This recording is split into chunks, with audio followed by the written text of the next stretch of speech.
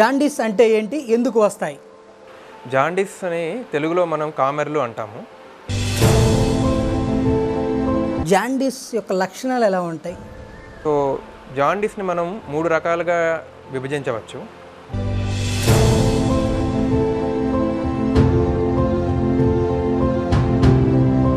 సరే, ఈ పచ్చ కామెర్లను గుర్తించడం ఎలా? వాటిని ఎలా ఐడెంటిఫై చేసేది?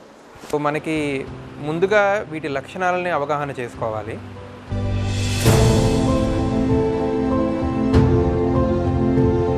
సరే, ఈ ఉబ్బు కామెర్లను ఎలా సార్ ఐడెంటిఫై చేసుకోవటం? ఉబ్బు కామెర్లు అని ఉన్నాయి కదా, ఒక రకం. వాటిని ఎలా మనం గుర్తించుకోవడం?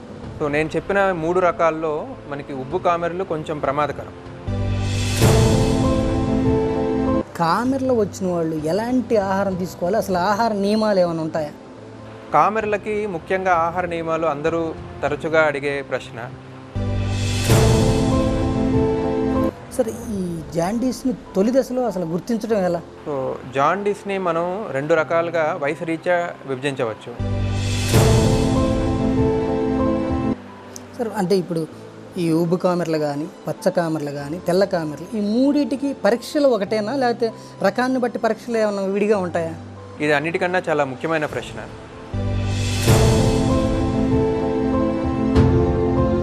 కామెర్లకి ఎలాంటి చికిత్స అందుబాటులో ఉంది?